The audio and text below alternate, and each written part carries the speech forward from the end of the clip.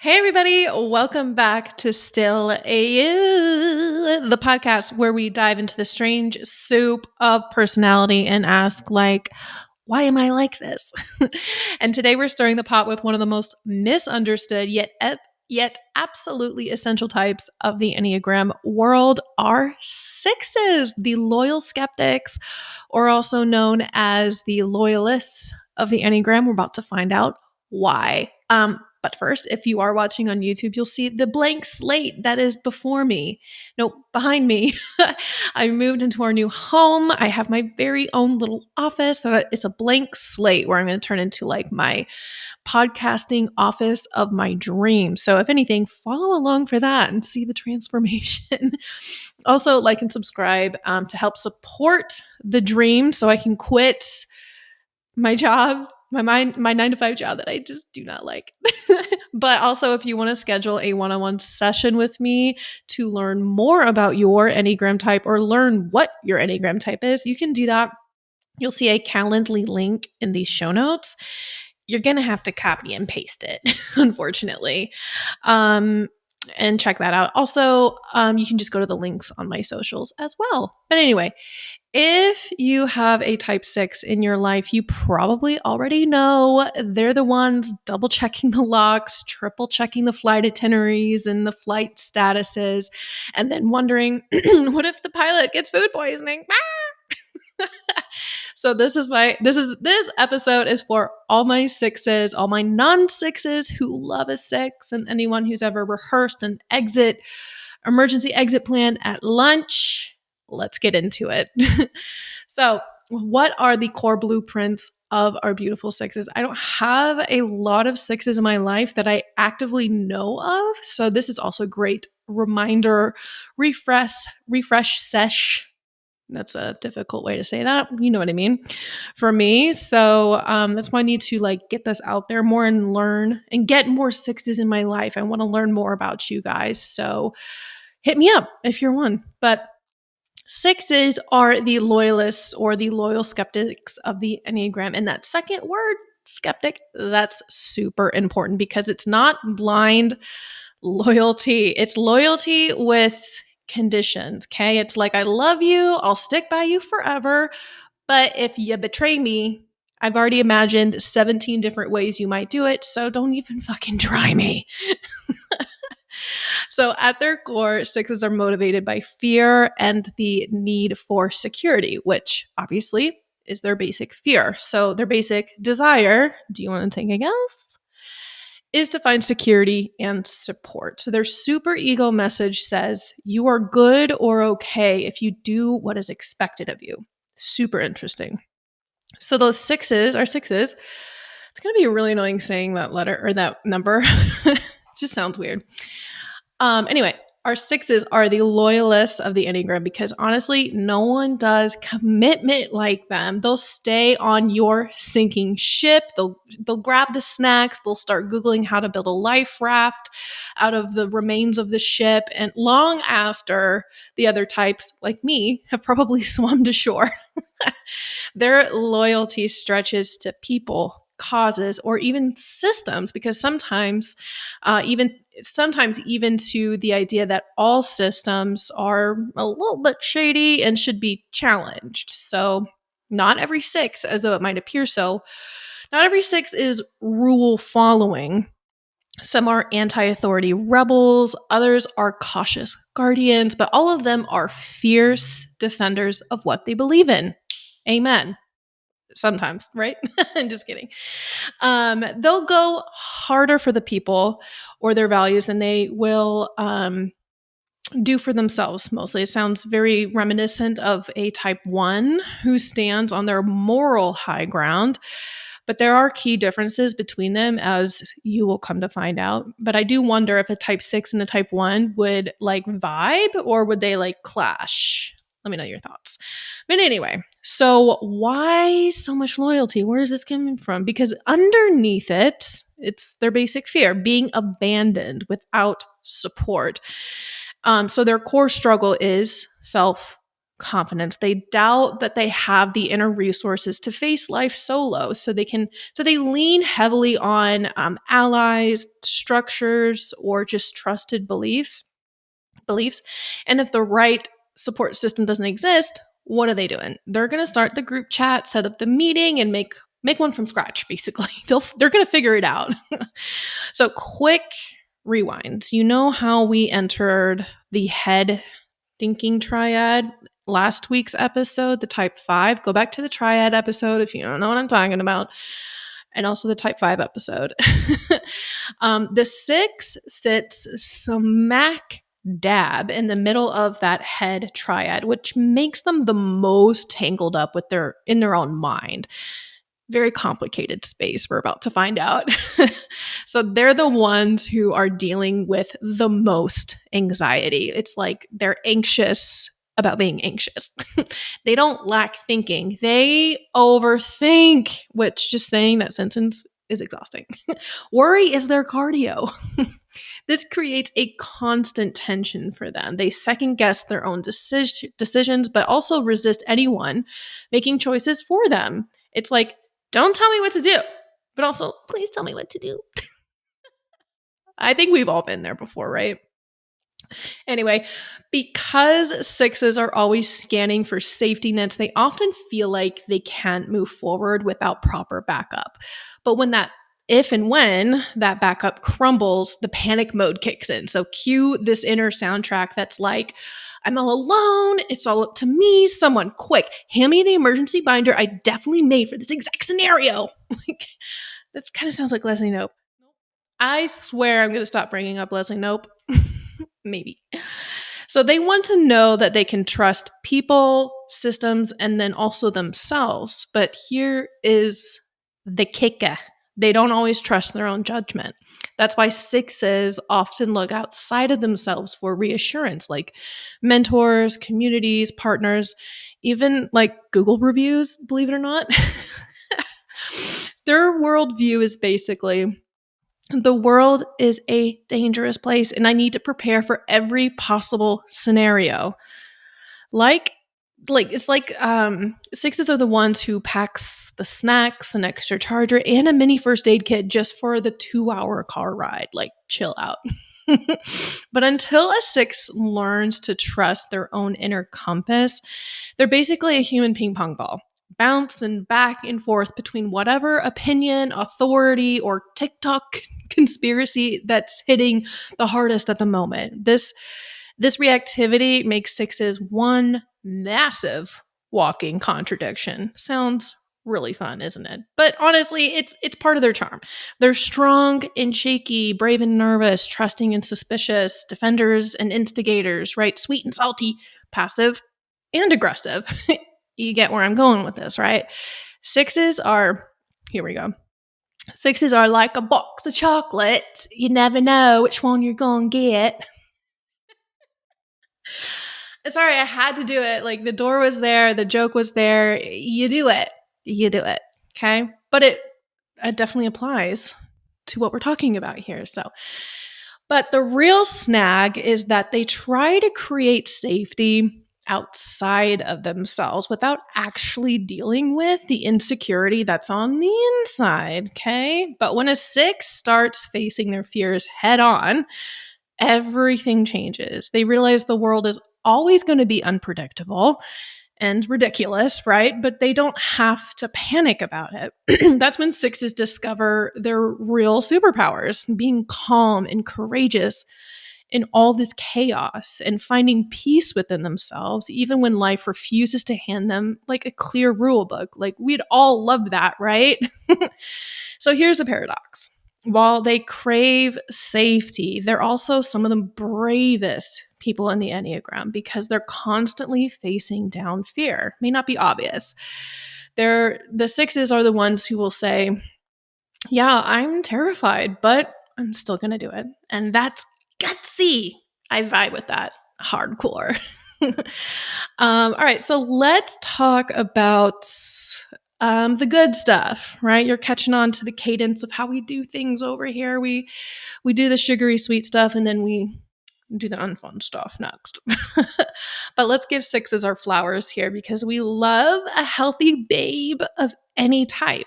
But a healthy six is essential to have in your life. And you're about to find out why. Here are their superpowers. Okay. First, if you haven't figured this one out, loyalty. They ride or die doesn't even begin to cover it. All right. If a six decides you're in their circle, you could call them at 3 a.m.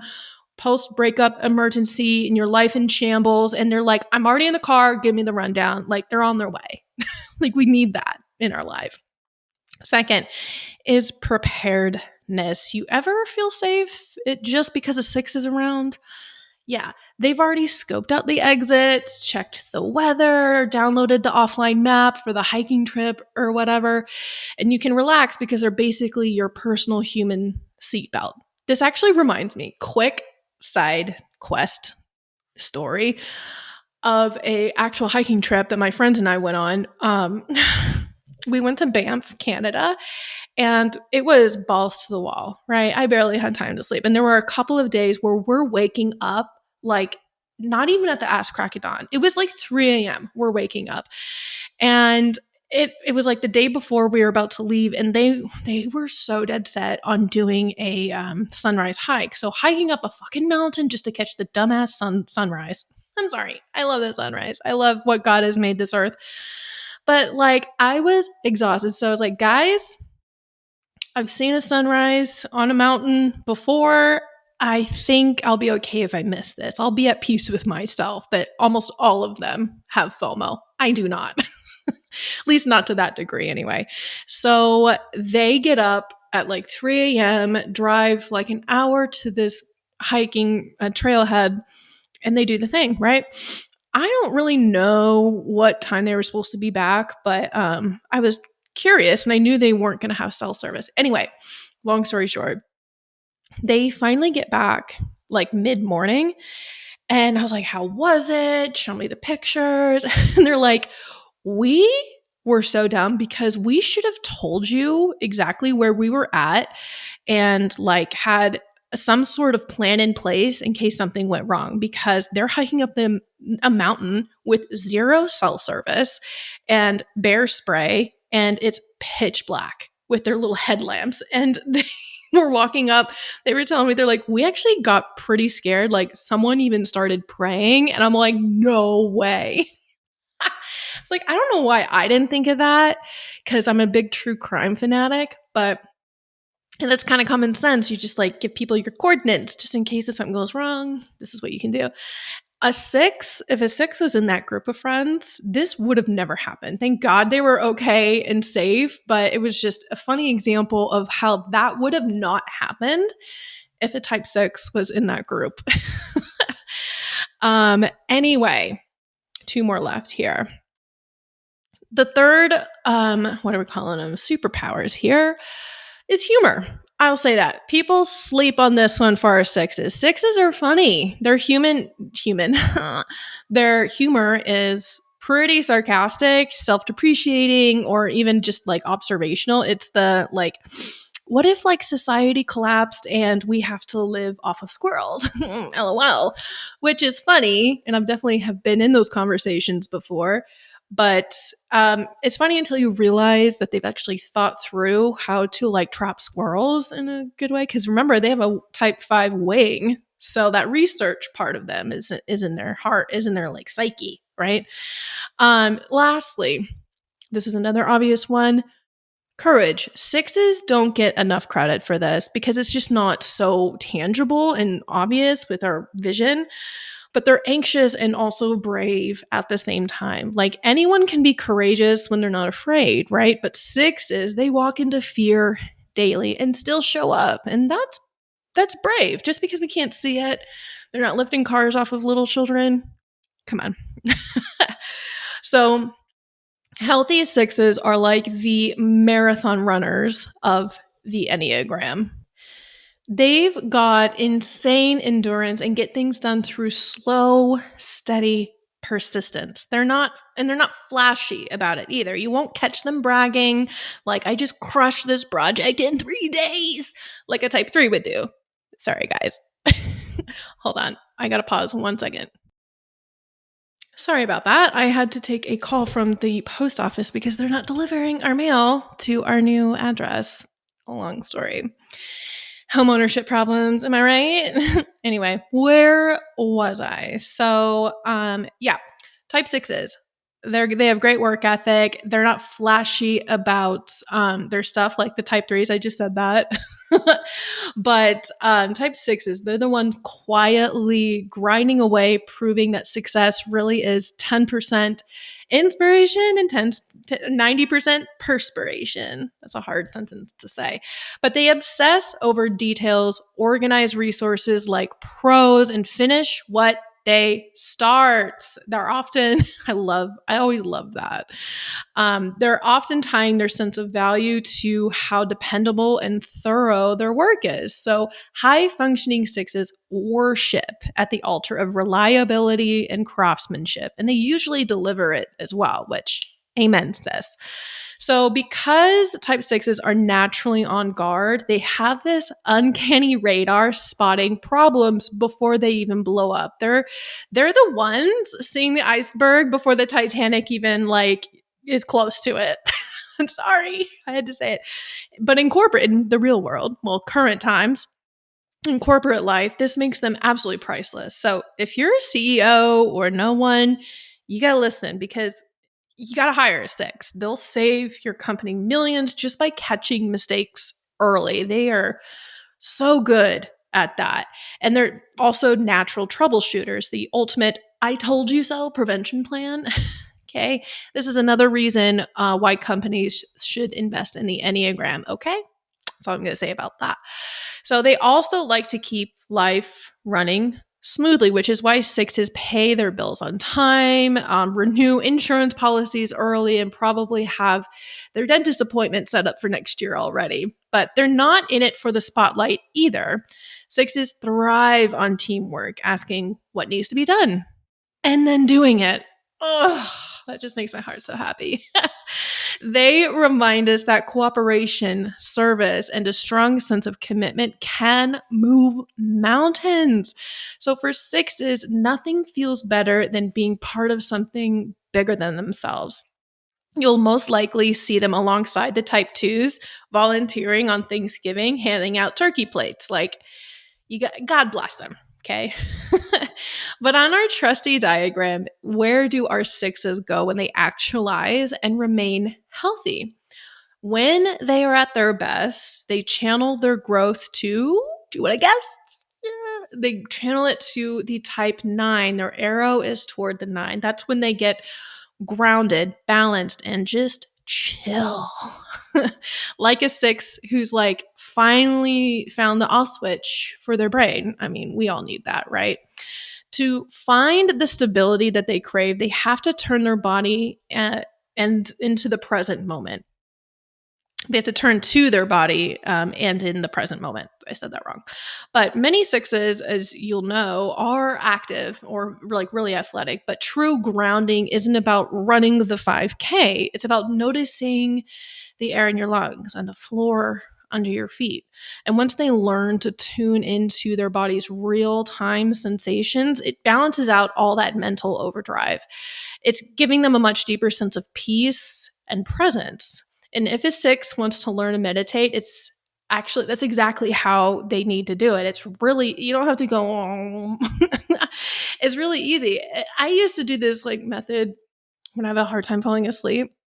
But if you just have a quiet room, lay down, close your eyes, and just breathe. You just kind of mentally think about the top of your head and mentally move down to your neck, your shoulders, relax any muscles that are tight, and just keep moving down your body and connecting with each area. What does it feel like? What is it doing?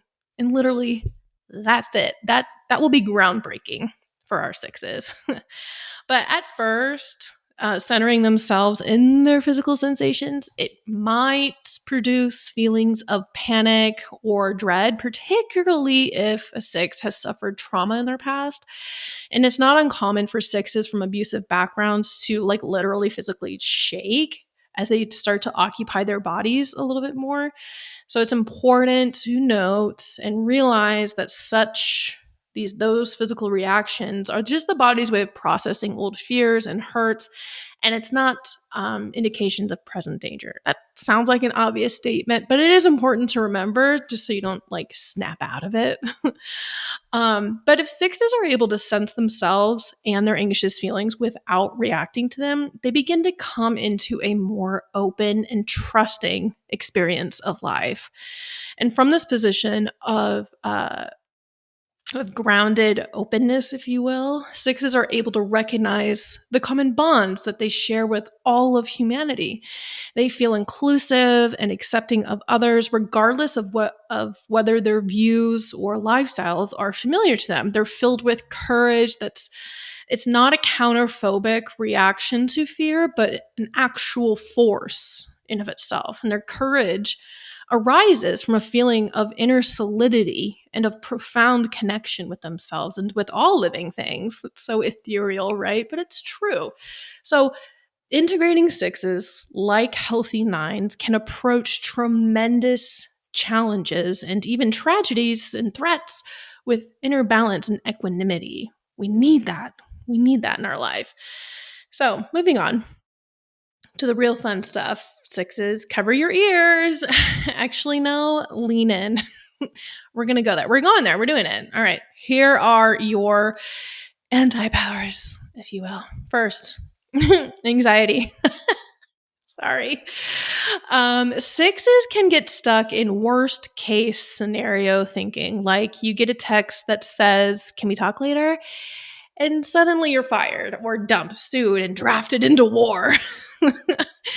Let's just take a deep breath. That's not actually happening.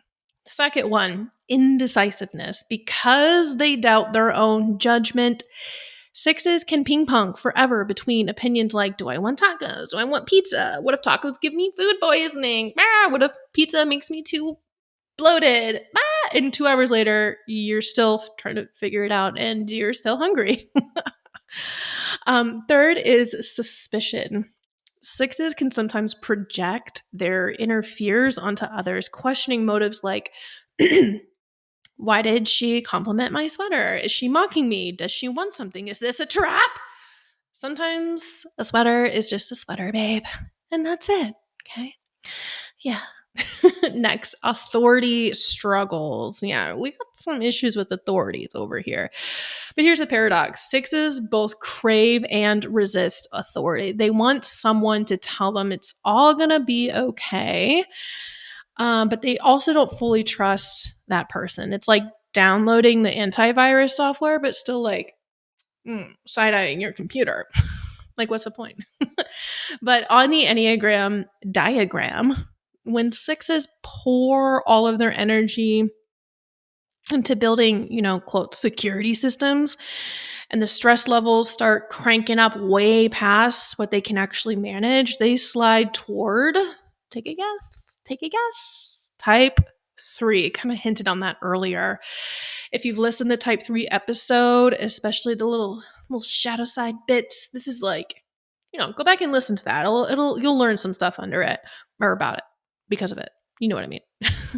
Sixes under stress start acting more like threes. They're more driven, hyper productive, sometimes like full on workaholic, and they double down on trying to fit in, adapting themselves to whatever environment that they're in and polishing their image to look like the model employee or the perfect friend or, ideal family member. And suddenly they're obsessed with appearances, the perfect outfit, jargon or vibe, and just anything to win approval and avoid rejection. Because remember, at their core, it's still that same six motivation, craving security and support.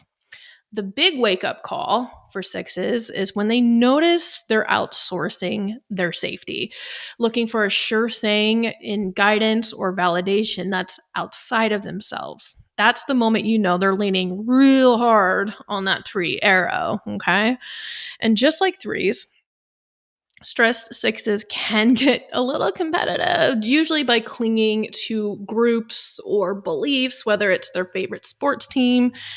Like every single Bears fan I know, I bet they're all type sixes. Sorry if you're a Bears fan and you're a six. That would be so funny. Please tell me if that's you. Or they can cling onto their workplace, their country, or their religion, right? This identification can morph into boastfulness and self promotion, putting others down just to prop themselves up. And in more extreme cases, it can slide into dishonesty, exaggerating their backgrounds, exploiting themselves or others, and hyping superiority. That's a hard word, as a defense against low self-esteem and feelings of inadequacy, right? That sounds like that three that we went over already. At their worst, this becomes an exhausting cycle of rivalry, comparison, and that desperate need to win at all costs. So earlier, we brushed up on the topic of anxiety, but I'd like to zoom in just a wee little more because for my sixes listening, this is both your biggest struggle, but also it's your biggest teacher. I know, I hate to say it, but here's the kicker. Sixes aren't just anxious, right? Remember, they're anxious about being anxious. But unlike some other types who either bury it, they dodge it, or just disguise it up, sixes are fully aware of their nervous energy. They take type fives, for example. They detach from their feelings and they retreat into their minds. They just separate from themselves. Or the sevens, like we'll talk about next week, they sprint from one distraction to the next to avoid slowing down long enough to feel their anxiety. Okay. But the sixes, they feel it right there in the moment. They can manage to push back against it, and sometimes it just completely takes over them. So to cope, sixes generally use two different strategies to cope: the phobic route or the counterphobic route.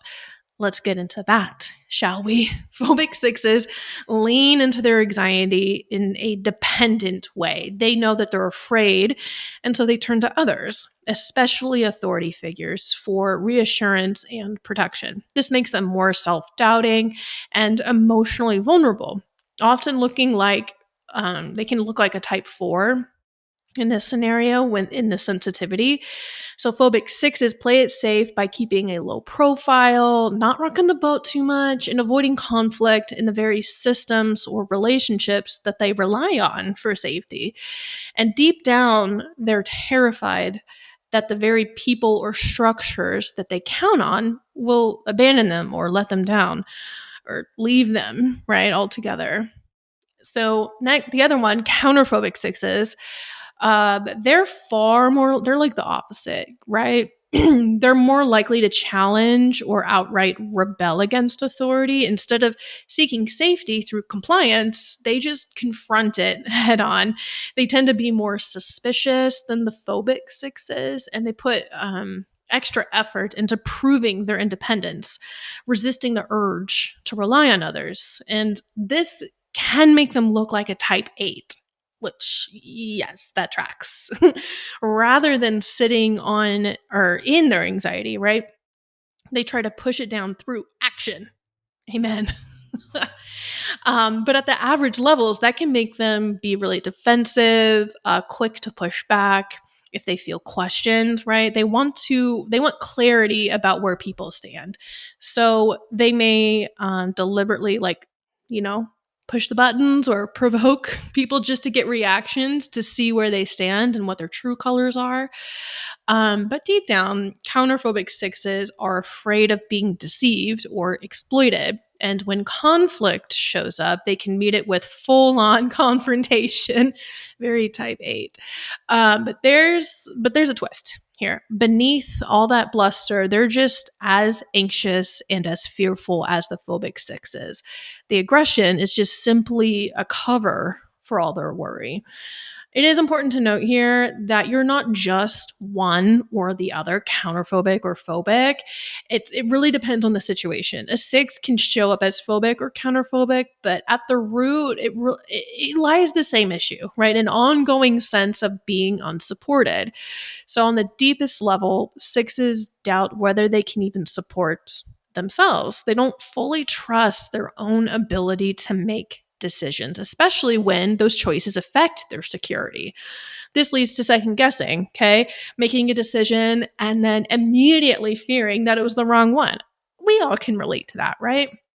But because they feel shaky about trusting themselves, what do? They reach outward for a partner, the job, or just a trusted friend, a therapist, or even a spiritual guide they found on YouTube, right? And once they do, they stay on high alert, constantly monitoring those supports just to make sure that they'll hold steady when life gets tough, right? They're trying to keep a lot of boats from not rocking around, okay?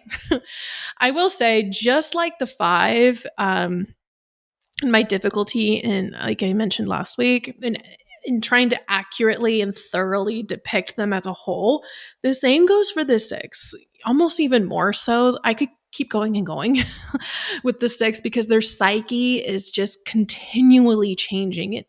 It could be helpful seeing the sixes as ambiverts, or a mixture of introverted and extroverted feelings.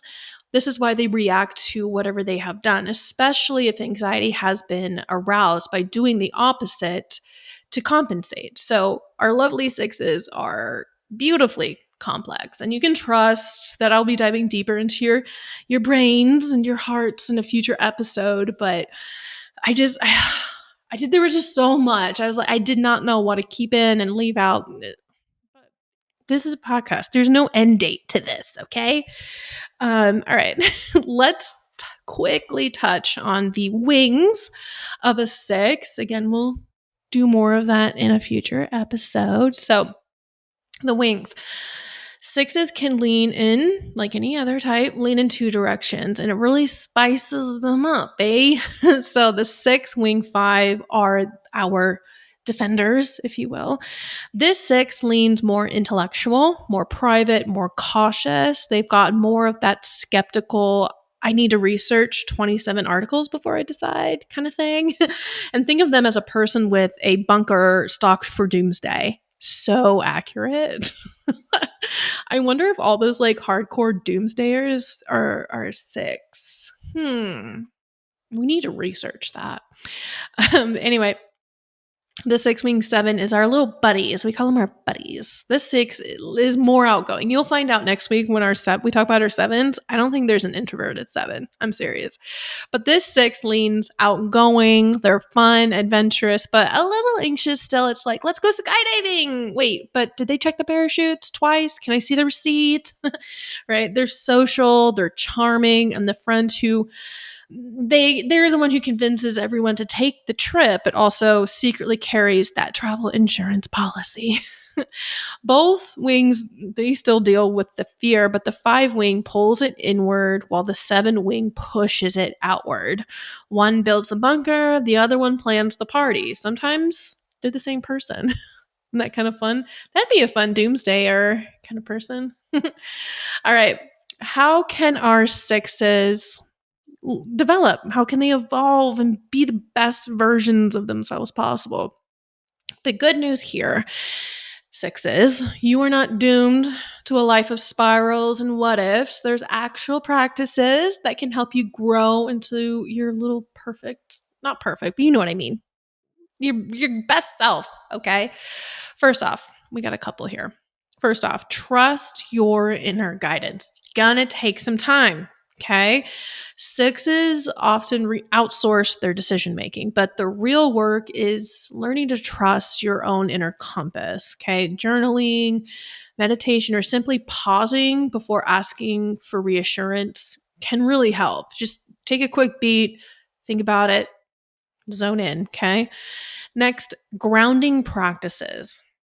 Anxiety lives in the body. I have an excellent book recommendation that feels appropriate right now.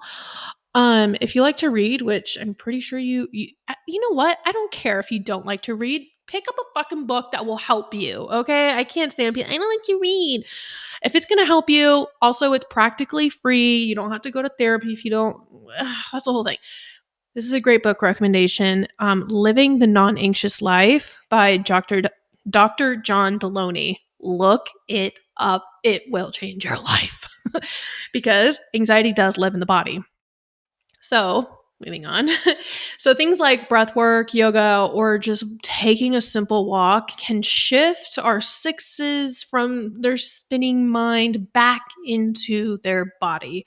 You can benefit super greatly from nature, even if it's just a little bitty walk, like I said, swim, gardening. Gardening's getting really popular these days. At least that's what I've been seeing on TikTok.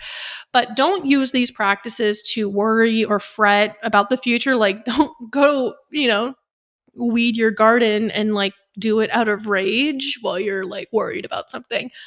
Focus on what you're doing, and that's it. Okay. Next, exposure therapy. Woohoo! But make it fun. Seriously. Do small things that scare you and celebrate them when you survive. Okay. Order the tacos, speak up in the meeting, book the flight, remind yourself, I can handle this. Okay. Second to last, community, not dependency. Sixes thrive in community, but need to watch what that they don't become dependent on those external voices. Okay. Find your trusted friends. Everyone needs that, but don't let them make every choice for you, right? Why do you feel that others will know better than you? That's a good question to journal. Turn more to what your heart and instincts are telling you. It'll take some practice, like all of these will, but trust yourself more, please. Okay.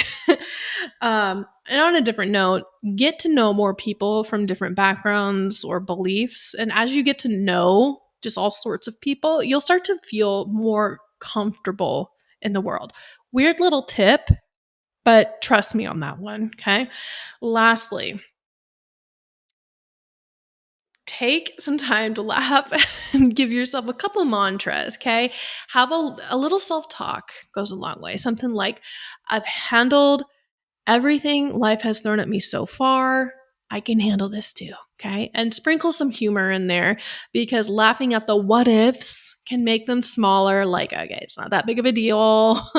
And try to notice how much time you spend trying to figure out how to handle future problems. And also, in reality, how often do they actually happen? Quieting your mind can help clear out that mental chaos so you can focus on the present and what's truly important. I actually have, this reminds me of a little mantra written on a post it right now on my computer for my day job because it's awful. And it's wildly unpredictable. And it applies here. But write this one down if you have a pen. It's things are always working out for me no matter how it looks at any point in time. I'm going to say it one more time. Things are always working out for me no matter how it looks at any point in time. That one, it grounds me. It reminds me to take a deep breath. I've gotten here for a reason and things are good. So I don't know where I got that from, but take it and run with it. I don't care. Steal it. All right. Closing thoughts here. So, my sixes, my beautiful sixes, the world is uncertain. Yes, things are going to go wrong. But guess what? You're also resourceful. You are resilient and courageous. Not in the absence of fear, but right through the middle of it. You're just not the loyal friend. You're the brave skeptic. And the rest of us, we'd absolutely be lost without you. You keep us safe, you make us laugh, and honestly, you're the reason why we brought snacks. Remember to bring snacks to the thing, right? But deep down, sixes carry the memory almost like an echo in their bones that the universe is actually benevolent and that life itself is supporting them completely. Beneath all the overthinking and the anxious scanning of the environment, there's this deeper truth. that they are held, right? When their minds finally quiet down, even for a moment, sixes begin to notice an inner spaciousness, like a wide open sky that forms the very ground of being, right? It's not just some airy spiritual concept either. They come to realize that this essence is real, concrete, and more stable than anything the mind could construct. In fact, it's the truest reality, the very foundation of existence itself. And people throughout history have described this inner peace as a kind of direction or like a direct connection to the presence of God. It's the sense that this supportive presence is always manifesting moment by moment, and it's always available no matter what chaos is unfolding externally in our lives. And when sixes glimpse this truth, something inside them shifts. They no longer feel like the fragile boats that's being tossed around by every wave of doubt and every wave of fear. And instead, they experience themselves as rooted and unshakable, as if they're standing on a vast slab of granite that extends endlessly beneath their feet. That inner grounding, that inner ground becomes one form of security that cannot be taken away. From here, courage naturally begins to flow, not the counterphobic, fake it till I make it bravado, but a genuine, quiet strength. Love that. It's the kind of courage that allows a six to walk into a stressful meeting without rehearsing 50 outcomes to say, I want to raise or something like that, without needing to predict their response or take a leap of faith in their career without having a backup plan for their backup plan, right? They realize the safety they were searching for in people and in their systems was always within themselves all the time, woven into your very being. And when the sixes trust that, they become some of the most steady and resilient and profoundly brave people that you'll ever meet. Okay? So keep showing up, sixes. I had to burp. We love you, sixes.